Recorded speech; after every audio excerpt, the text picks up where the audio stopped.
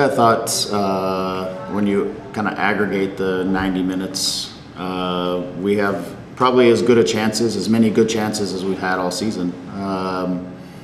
Gabe is into some great spots and has some good looks. I think Joe had one. So I think, on the attacking side, again, not all things perfect on the build. I think, we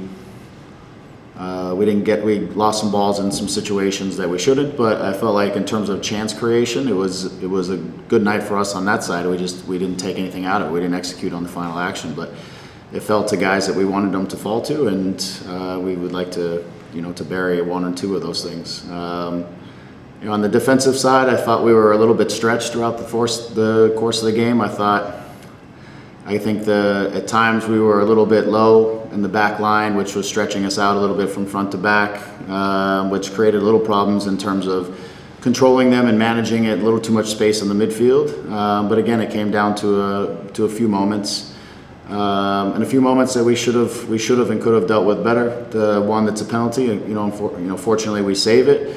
But it's actually two of our defenders against one of theirs, and there just needs to be communication that Eddie has the inside and John can take the outside and take the line, and it doesn't seem like there's a communication that's happening there, because then he beats John and we end up with a foul. So we've got the numbers in the situation to deal with it, and we don't deal with it. The second and the goal that ends up being the game, we deal with the play, we lose possession, get caught in it, caught from behind in possession.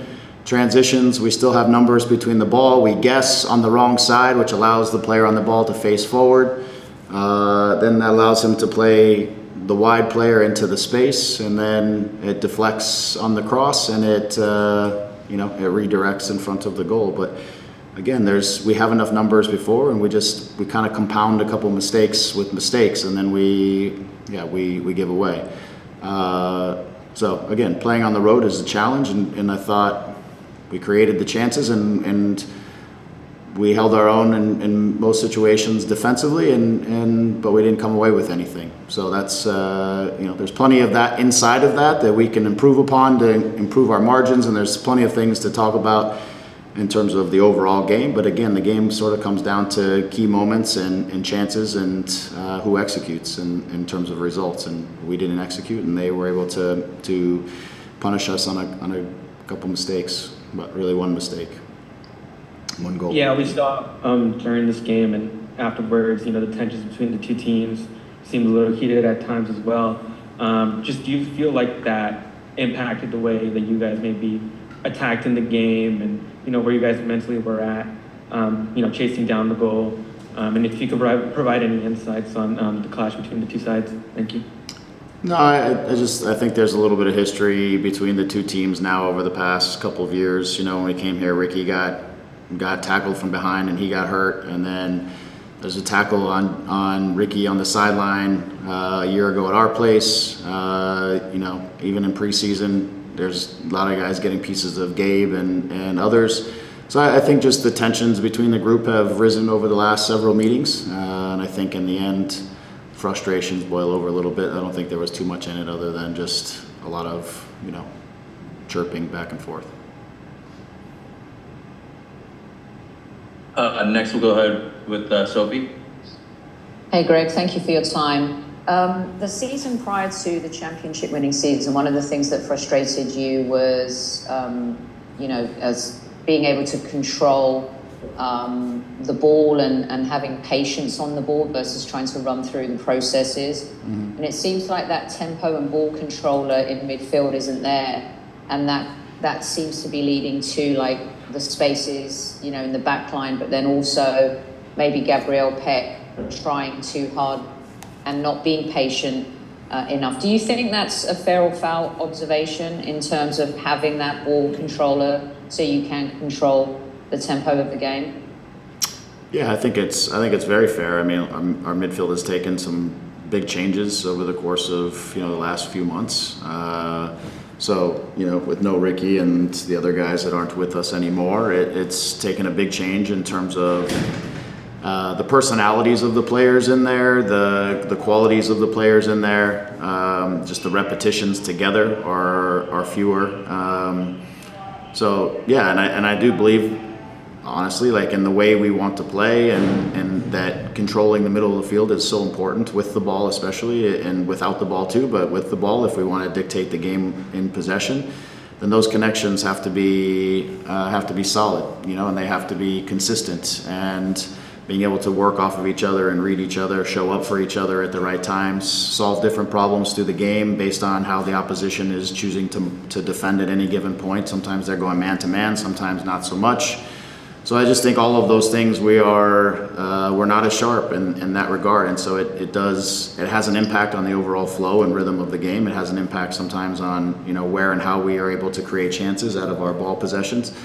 So yeah, and I think sometimes it means we have to defend more, and because if you have the ball a little bit less, you defend more, and if you're not as efficient with the ball, you don't necessarily create as many chances through your possession moments. And so yeah, I think there's some of that, but that's also we've also got to recognize we're not exactly the same group at the moment that we were a year ago, and we have to be able to adapt within the game and adapt. And again, I thought, while we weren't as efficient through midfield at times through the course of the night, we still got Gabe on the ball in some really good positions, with some really good looks on goal that, I think on another day he can put into better spots and possibly get goals. And so there's still, I thought in this particular game, we still had, for a team that's now had 5 shutouts, in Austin, I thought we created some very positive looking moments.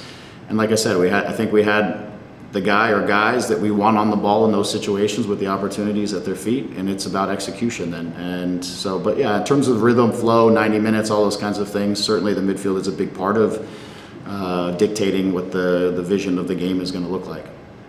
And a real quick one, a positive, after having some tough moments so far this season, John McCarthy had some really good saves, saved the penalty, and that must be a real positive for you, for him to be in that moment despite the challenges today. Yeah, I think John is again had some good saves today, and that's kind of what he was for us last year in those 1 or 2 moments where you need your keeper to come up big. He was there. Collectively this year, I think we've compounded more errors in moments. Whether those are starting ahead of John or he's been involved in a couple, as have plenty of guys. I feel like you're always going to make errors in the game of soccer. It's going to happen. It's a matter of not compounding them, and when an error happens, that we've got to close off whatever exposure we have in that moment.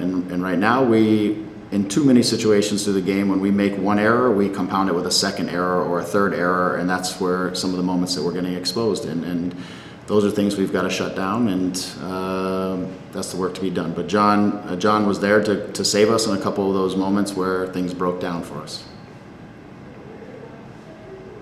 Thank you, Greg. Thanks, Sophie. Go ahead, Rob. Hey, Greg, thanks so much for your time and for talking to us. The team's still looking for its first win. Christian Ramirez the other day shared with us though that the locker room is still firmly united and behind your ideals. But do you personally worry about, is there some part perhaps of the message of your game plan or the system that's not sinking in, or that you're not personally satisfied with the team fully getting a grasp on yet? Thank you. No, I think, I think we all have a reasonable idea and vision of what we want things to look like. I think, again, executing is a big part of it for us. And, today we a slightly different look just in the back line with Eric. We've had a little bit of instability there, and with Eric there, a little bit different. Went back to kind of a midfield. So we've making a lot of changes through this process and having guys settle into roles and responsibilities while executing things like that. I think it's a work in progress. When in the way we want to play the game, and I don't think we're going to do a 180 on the way we want to play the game, which is to be ball oriented and to use the ball well and to create our opportunities. That's not to say that we're not trying to create opportunities in transition as well, because we had those tonight. A couple of Gabe's great opportunities came through transition moments. We know Joe's going to get some through transitions moments, but until we got Joe back, we rarely had any transition moments. So we're adding that layer to our game. Inside of some of the possession stuff, the efficiency through the midfield is really important. I thought, there are pieces here that still need to come together. I think everybody understands that the vision for how we won a championship is still the vision for how we want to play. It's about some guys coming along, some guys who haven't played a ton or haven't played a lot in MLS are needing to learn and come along, and obviously the stress level builds when you're not getting results right away. But there's been a lot of guys kind of in and out, or guys out and coming into the lineup. So I don't sense from the whole group, there's a belief in what we're doing because everybody's here because they want to be a part of a ball-oriented team and what we're trying to do to create and set up opportunities. So I think there's a process here in which everybody's got to get connected and find their level and be in sync. And through various changes and guys stepping up levels, it's just something that is still a work in progress. Again, it's really not completely surprising when you lose 3 of your top midfielders that you have some disconnect in your midfield. It's not as smooth and clean as it was before, and that's a part of the process here. Is we got to bring guys along to get them to where we need to get them to. And we'll wrap with Anthony. Go ahead. All right, thanks, Greg. Thank you for your time. So you mentioned getting guys back. Today you had Zabaleta making his first start in about a year. Royce came back. Mauricio Cuevas got some action. What did you think of each of their performances today? I thought Eric got through the game pretty well. I think Eric did what he does, which is he generally makes good decisions in defensive moments. I felt like our line was a little bit lower than normally would be otherwise, because I think Eric is a little bit more used to at times being in a 3, and used to not necessarily being so active in getting the team higher and lower. I think he's a little bit more comfortable with setting a line and working from that particular position, if you will. And so I think at times we were a little lower in the back than I would like us to be, which led us to be a little spread out. And I think Amiro together and all that group can probably work through that a little sharper over the course of the game. But it's also, like you said, he hasn't had a ton of minutes over the last whatever year or so. I thought Marco came in and he gave us some quality on the ball, and he helped to get things sort of moving. We created some good moments when he came on. We initially put him on kind of like as a bit of a false 9. We felt like we could roll him into positions that we could establish some more control of the ball in the attacking half, and allow him the opportunities to slip Joe or Gabe or some of the guys through, or get our wide players more involved in the game. And then he dropped into the midfield, and then he helped us to kind of dictate things from there. So I thought from a possession and control period, all those kinds of things, I thought he was fine.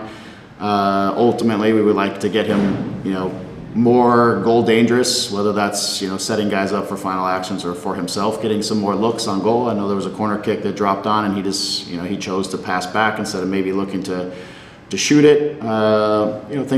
Things of that nature. But we need Marco as he comes along to help be a guy who's really contributing to the final action in goal production.